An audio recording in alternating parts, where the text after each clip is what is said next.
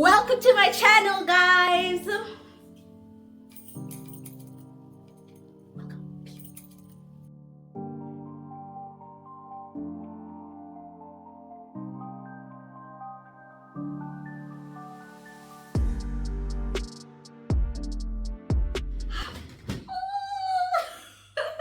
Hi guys, and today we will be reading, sorry about that, chapter 7 of the expedition down under, and we're also ready to see if that kookaburra is there.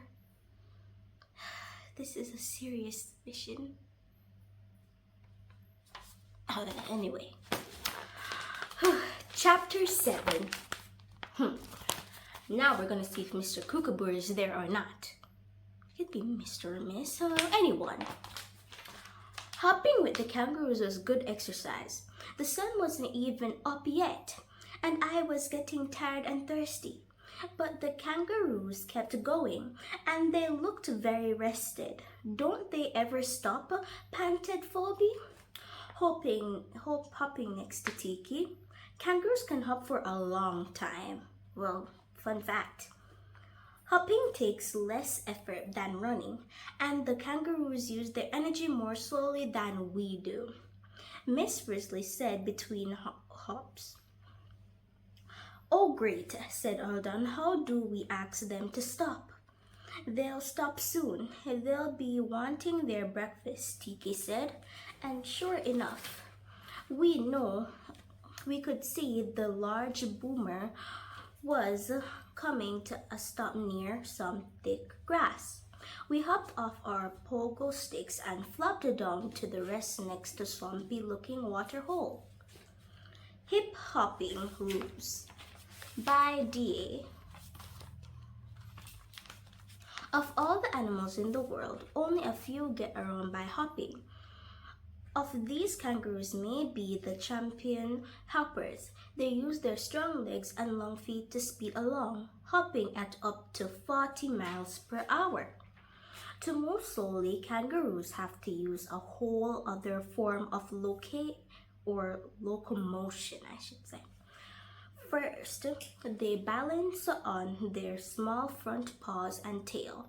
Then they swing their hind legs forward like the pendulum of a clock. We took out our own water bottles and drank as we watched the kangaroos. Both of the little joeys were out of their mothers' pouches, and all the kangaroos were grazing and briskling in looking grass. Is that though tough grass the only thing they eat? Ralphie asked. Yes, kangaroos have special stomachs that can break down these tough grasses, Tiki answered. How come the third doe doesn't have a joey in her pouch? Asked Keisha. She probably has a newborn, Tiki replied. When the joey are first born, they're only the size of a bumblebee. They have got to grow in a pouch until they're big enough to get out. It was hard to imagine creatures as big as these kangaroos starting out so small. One of the big young boomers was approaching the biggest male. Suddenly, they were face to face with their forearms locked like wrestlers. What's he doing? Chirped Phoebe. Oh, that's how male kangaroos fight to see who's boss. But I wouldn't worry too much. This young boomer is nowhere near ready. He's just practicing. When they really get going, they use their powerful hind legs to kick while balancing on their tails, Tiki said. The young boomer was already scrapping off. Suddenly, Tiki jumped up and ran over to the largest male. She locked her arms within his and started wrestling.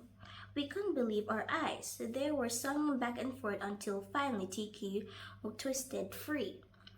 Giving the kangaroo a friendly pat on the arm, she walked back to us, laughing when she saw our shocked faces.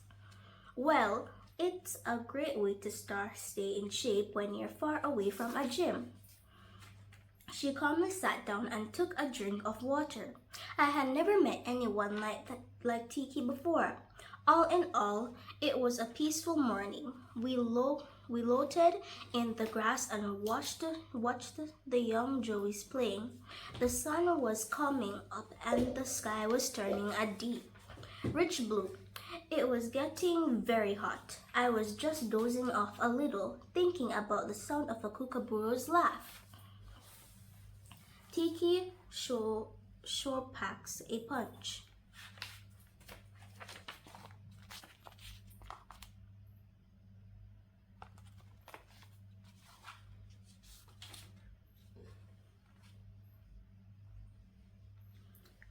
And trying to imagine what kind of creature would make that sound.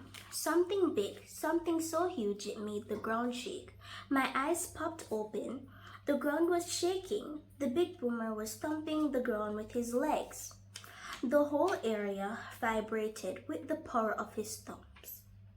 It sounded like down under thunder. "What's going on?" Carlos asked. Suddenly the kangaroos took off.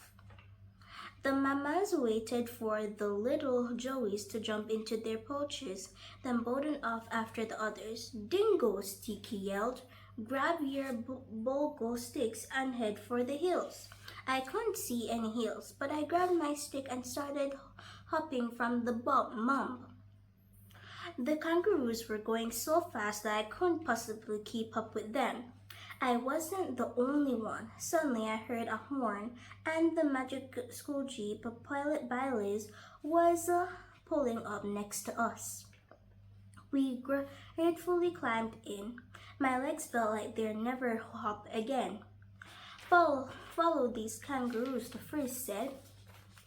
And we took off after kangaroos in the distance. "Look," shouted Ralphie, pointing to the hopping mob of kangaroos. Two pogo sticks flashed in the sun. Keisha and Alden had kept up with the mob. "Can we catch them?" Phoebe asked Miss Frizzly. "Not at the speed they're going," said the first. She didn't look at all worried. Carlos did, though. "Look back this way," he cried. He was pointing up from the back of the jeep. We all turned around. What looked like two big dogs are running after the kangaroos and us. "Those are dingoes?" asked Ralphie. "They look like ordinary dogs." "Dingoes are wild dogs. We think they came to Australia. We came to Australia about 15 years ago with some Asian sailors.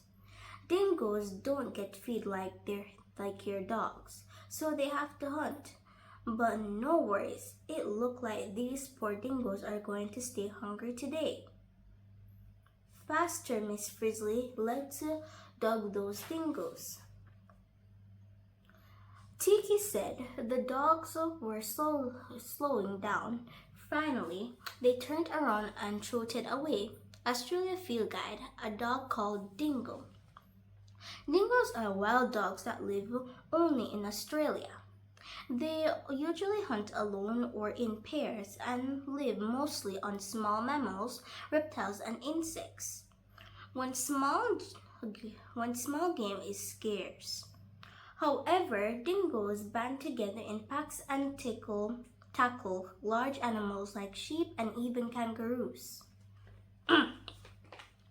Now that the dingoes were gone, we watched the kangaroos again. They had slowed down quite a bit, but they were still hopping. I thought about how quickly the mob had taken off and how the Joeys had disappeared in their mother's pockets. "How did the Joeys know which one was their mother?" I asked. "The mothers would have let any Joey hop into her pouch during danger," said Tiki. "Makes things easier." We caught up to our mob of kangaroos. On the patch of rocks. They're lying down with the other kangaroos. We're Alden and Keisha, very out of breath. Are you all alright? I asked them as we all piled out of the jeep. Keisha nodded happily and Alden gave a big grin. That, he patted a few times, was fun. Good hopping, kids, Tiki said with admiration. Many of the kangaroos were resting in the little patches of shade. They were all patting like Keisha and Alden, and many of them were licking their forearms.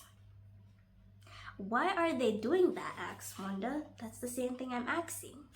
That's how they cool themselves down. Whoa.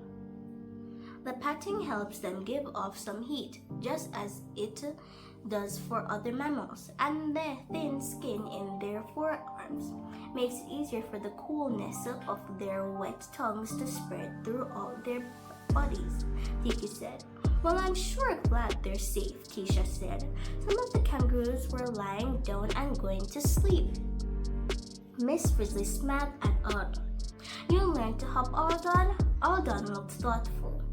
Yeah, I guess so. I was so worried about the kangaroos that I forgot I didn't know how to use the pogo stick that well. Sometimes we learn a lot about another species when we hop in their shoes for a while. The first said with a wink. We all groaned. No more hopping for us. Funny. The magic school bus was taking